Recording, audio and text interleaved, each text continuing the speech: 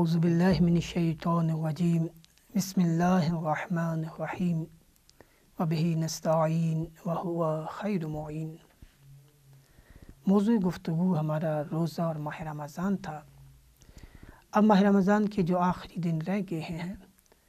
اور اس کے تمام ہونے کے بعد ہم ماہ رمضان کے بعد اس کی خیر و برکات کو کیسے محفوظ رکھ سکتے ہیں، تو آج ہم اس پر بات کرنا چاہتے ہیں کہ ماہ رمضان کے بعد بھی ہم کیا کریں کہ یہ معنویت، یہ روحانیت، یہ خیر و برکات کا سلسلہ، یہ اللہ کی طرف سے رحمتوں کی بارش، یہ پھر بھی ہمارے ساتھ رہے، اس کی نظر کرم، اس کی عنایات وہ ہمارے پھر بھی شامل حال رہے۔ روزہ اس لیے فرض ہوا تھا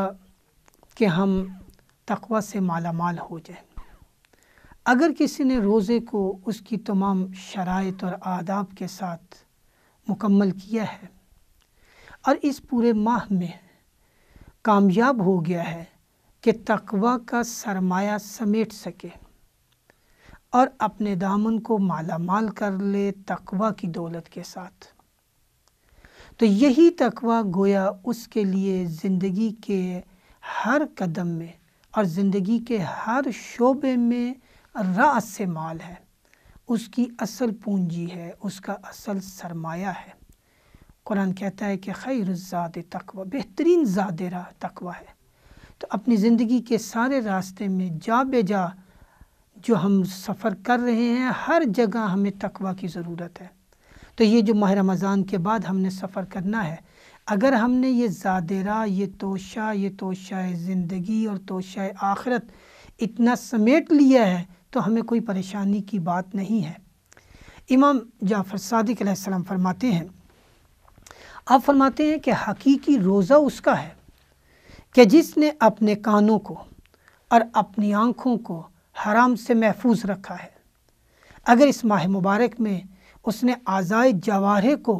گناہ سے محفوظ رکھا، اپنے ظاہری اعضاء کو، آنکھ محفوظ رہی، کان محفوظ رہا، زبان محفوظ رہی، اگر اس نے اس سے اپنے آپ کو دور رکھا حرام سے، اور فرمایا کہ تمہارے اعضاء و جوارح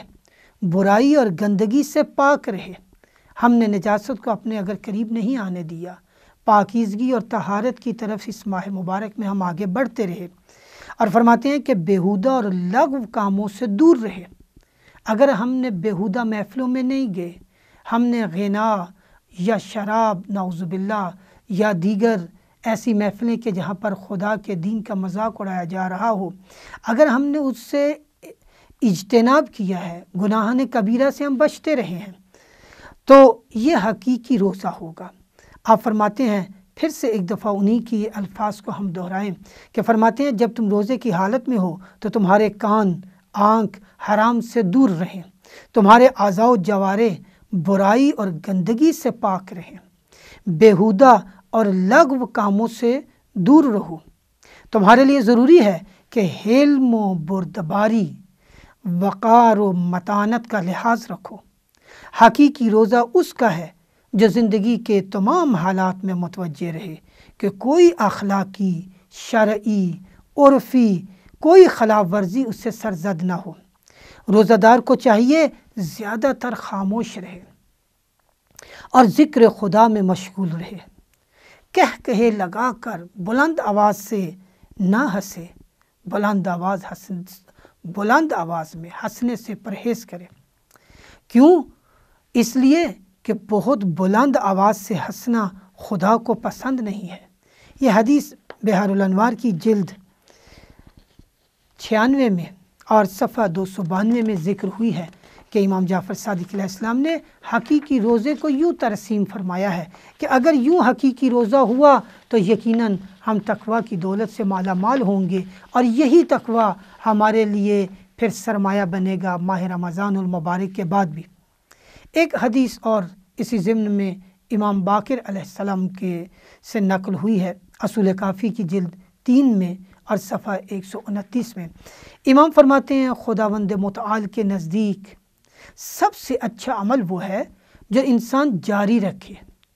اس کو تسلسل کے ساتھ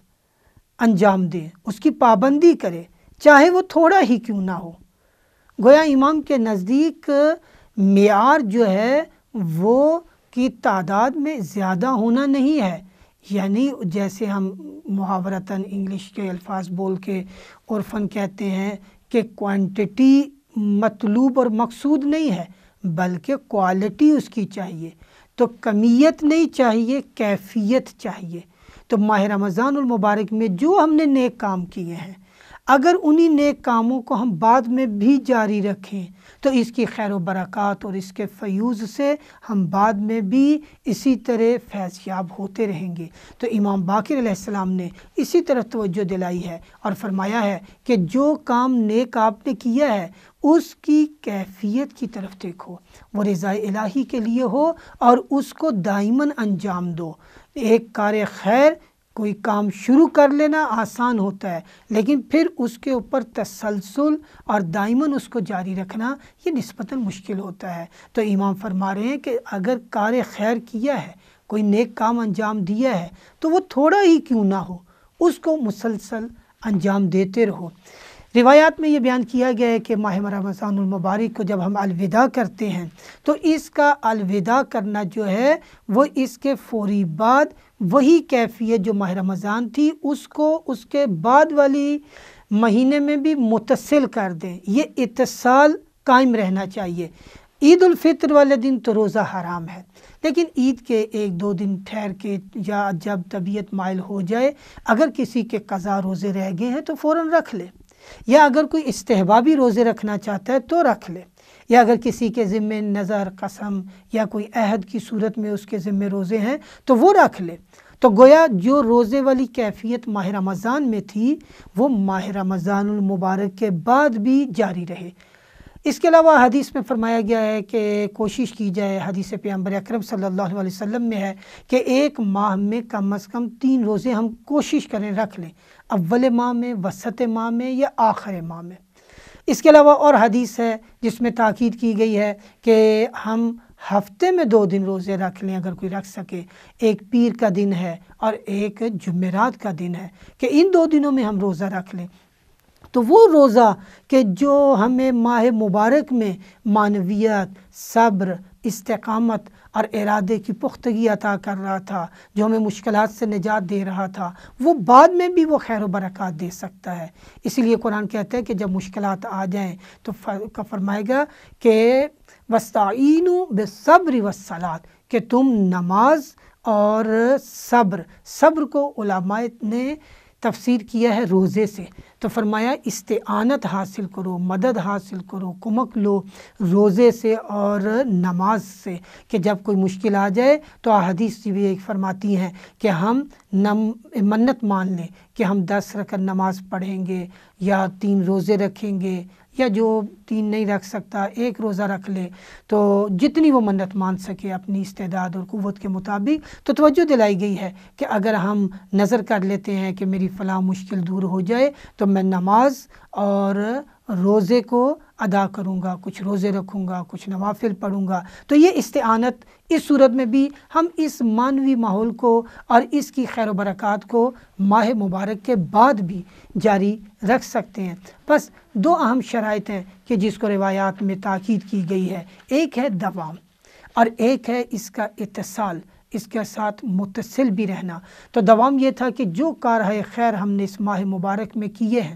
صلہ رحمی کی ہے تو اس کو جاری رہنا چاہیے، صدقہ و خیرات کیا ہے تو اس کو جاری رہنا چاہیے، انفاق کیا ہے تو اس کو جاری رکھیں، اس کے اوپر دائماً قائم رہیں۔ اسی طرح اس ماہ مبارک میں اگر تلاوت کلام پاک کرتے رہے ہیں تو اس کو بعد میں بھی جاری رکھیں۔ روایات میں تاکید ہے کہ کم از کم ایک دن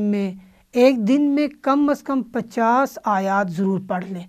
اور کوئی زیادہ پڑھ سکے تو بہت اچھا۔ تو فرمایا ہے، خود قرآن بھی کہتا ہے کہ فَقْرَؤُوا مَا تَيَسَّرَ مِنَ الْقُرْآنِ، کہ دیکھو جتنا میسر ہو سکے قرآن کو پڑھو۔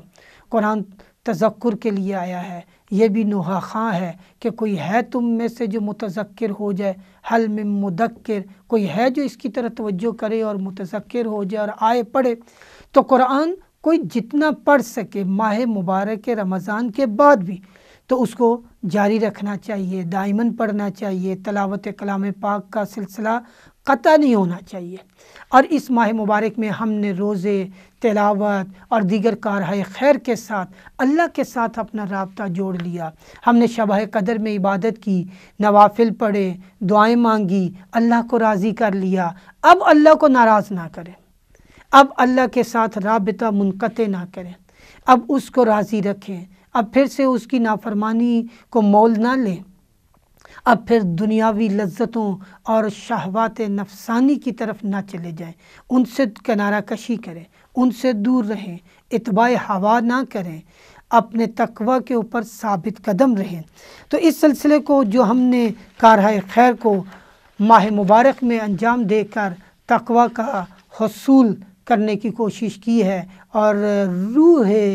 روزہ کہ جو لعلکم تتقون تھا، تقوی کو حاصل کرنے کے لیے ہم نے جدوجہد کی ہے، یہ جدوجہد رکنی نہیں چاہیے، یہ کوشش دائماً رہنی چاہیے، پیہم رہے، یہ سعی مسلسل رہے بعد میں بھی۔ تو ہم اسی طرح جیسے ماہ رمضان میں فیض یاب ہو رہے ہیں، بعد میں بھی اس کی خیر و برکات کو سمیٹ سکتے ہیں۔ تقوی بہترین سرمایہ تھا جو ہم نے محفوظ کر لیا ہے۔ اب اس سرمایہ کو ماہ مبارک کے بعد ہم کیسے محفوظ رکھ سکتے ہیں؟ ہم دیکھتے ہیں کہ چاند رات ہی جو ہی شیطان آزاد ہوا، بہت سارے لوگوں نے سمجھا کہ ماہ رمضان ختم ہو گیا، آؤ اب مارکیٹوں میں چلے جاؤ۔ خواتین بھی بازاروں کی طرف لپک پڑتی ہیں، جبکہ حکم خدا کیا ہے؟ نبی کی بیویوں کو کہا کرن فی بیوتکن، گھروں میں رہو، گھروں میں بیٹھو، تلاوت کلام پاک کرو، عبادت الہی کرو، تمہارا کیا کام بازاروں میں جانے کا؟ لیکن ہم دیکھتے ہیں کہ جو ہی چاند رات آئی، وہ پچھلی عبادات، وہ نگاہوں کی شرم و حیا، وہ تقوی الہی جو ہم نے حاصل کیا تھا، وہ ختم۔ اسی طرح جیسے پہلے اگر خدا نخواستہ کسی نے توبہ و انابت نہیں کی، ذخیرہ اندوزی کی اور ماہ رمضان کی خیر و برکات کو نہیں سمیٹا، وہ یہاں پر بھی وہی حرکتیں کرے گا۔ وہ چاند رات سے پھر اسی ذخیرہ اندوزی کے ساتھ زیادہ منافع لینے کی کوشش کرے گا، لوگوں کو چیزیں مہنگے داموں بیچے گا، اس کی نگاہوں میں شرم و حیا ختم ہو جائے گی، مرد و زن کا اختلاط شروع ہو جائے گا بازاروں میں، عید کے بازاروں میں، عید کے دن سیر و تفریح کے لیے، جبکہ ایسا نہیں ہونا چاہیے تھا۔ اللہ تعالیٰ سے رابطہ منقطع ہو جائے گا، اور گناہ کے بہت سارے موارد میسر آئیں گے، اور ہر مورد کو انسان اویل کرتا جائے گا، اس سے استفادہ کرتا جائے گا۔ حکم خدا تو یہ تھا، مومنین کے اوصاف بیان کرتے ہوئے سورہ فرقان کی آیت نمبر 72 میں ارشاد الہی ہے والذین لا یشہدون الزور، کہ مومن وہ ہوتے ہیں کہ جو زور کی شہادت نہیں دیتے، جو غلط گواہی نہیں دیتے، جو جھوٹ نہیں بولتے، جو غلط محفلوں کی طرف رخ نہیں کرتے، وَإِذَا مَرُّوا بِاللَّغْوِ مَرُّوا كِرَامًا، اور جب کسی بیہودہ اور لغو امر کے پاس ان کا گزر ہو تو یہ بہت ہی عزت و کرامت کے ساتھ، بہت ہی شرافت مندی کے ساتھ وہاں سے گزر جاتے ہیں۔ ہم دیکھتے ہیں کہ ماہ رمضان ختم ہونے کی دیر ہے، عید کا چاند نظر آنے کی دیر ہے، تو بعض لوگ گناہ کی طرف لپکتے ہیں۔ ہم تقوی کو یوں مثال دے کے سمجھ سکتے ہیں کہ اگر زندگی میں صبح سے شام تک ہمیں فرض کریں 25 موارد ملے گناہ کرنے کے، اگر ہم نے 25 کے 25 موقعوں کو ٹھکرا دیا اور گناہ نہیں کیا، نہ آنکھ کا گناہ کیا، نہ زبان کا کیا، نہ کان کا کیا، تو گویا ہم تقوی کی طرف قائم ہیں۔ اور اگر ہم نے ان موارد میں سے چند کو اویل کر لیا اور چند کو چھوڑ دیا، تو جتنے فیصد ہم نے مواقع اویل کیے ہیں، بس اتنے فیصد ہی ہمارا تقوی ہے۔ اور بعض لوگ ایسے ہیں کہ وہ گناہ کرنے کے مواقع فراہم کرتے ہیں، غنا کی محفل اور لہو لعب کی محفلیں منعقد کرتے ہیں، دوسروں کو دعوت گناہ دیتے ہیں کہ آؤ آپ بھی آلودہ ہو جاؤ، تو یہ تو پھر اس سے بھی بڑھ کر بدکار اور بدبخت ہیں کہ جس نے کچھ تو اپنے آپ کو روکا اور بچایا، اور یہ جو ہے کہ جو دوسروں کے لیے گناہوں کی محافل برپا کر رہا ہے، یہ تو انتہائی بدبخت انسان ہے۔ بس ماہ مبارک کی برکات کو ہم سمیٹ سکتے ہیں اس وقت کہ جب ہم شہادت زور سے بچیں۔ زور یعنی میلان، انحراف، کجروی کی طرف چلے جانا، اور شہادت یعنی گواہی دینا، یعنی حضور پیدا کرنا، یعنی اپنے آپ کو موجود پانا ایسی محفلوں میں جو بیہودہ ہیں، جو لغو ہیں۔ بیہودہ کام بھی، لغو کام قرآن کی نظر میں ہر وہ کام ہے جو غیر عقلی ہو، جو عاقلانہ نہ ہو، جو بغیر ہدف کے ہو۔ تو اگر ایسا کوئی کام جو بغیر کسی ہدف کے ہو یا عاقلانہ نہ ہو، جاہلانہ ہو، اس کی طرف اگر ہمارا میلان ہو تو یہ لغو اور بیہودہ ہے، اور مومن ایسا نہیں ہوتا۔ مومن لغو اور بیہودہ کاموں سے بچتا ہے۔ ہم دعا گو ہیں کہ پروردگارہ محمد و آل محمد کے صدقے میں اس ماہ مبارک کی خیر و برکات کو ہمیں اس ماہ مبارک کے بعد بھی سمیٹنے کی توفیق عطا فرما۔ ہمیں ان خیر و برکات کو ضائع نہ ہونے پر تو متوجہ فرما، اور پھر ہمیں یہ شعور دے کہ ہم ان خیر و برکات کو اپنے دامن میں سمیٹے رکھیں۔ پروردگارہ اگر کہیں لغو اور بیہودہ محفلیں ہوں تو اس سے اٹھنے اور اس سے دور ہونے کی توفیق عطا فرما۔ پروردگارہ جھوٹ، بدی، خیانت، ہر طرح کی برائی سے تو ہمیں بچا لے۔ پروردگارہ وہ تمام برائیاں کہ جس سے تو نے اپنے خالص بندوں کو بچایا ہے، محمد و آل محمد کو بچایا ہے، پروردگارہ ہر اس گندگی، نجاست اور برائی سے تو ہمیں بھی بچا لے۔ پروردگارہ ہر اس خیر میں ہمیں بھی شامل رکھ کہ جس میں تو نے محمد اور آل محمد علیہ السلام کو شامل رکھا ہے، اور اپنے خالص بندوں کو اس خیر میں شامل رکھا ہے۔ پروردگارہ ان تمام خیر و برکات میں ہمیں بھی شامل رکھ، اور اپنے پیاروں کے صدقے میں، اپنی رحمت کے صدقے میں ہماری ان دعاؤں کو مستجاب فرما۔ وصلی اللہ علی محمد و آلہ طیبین الطاہرین المعصومین۔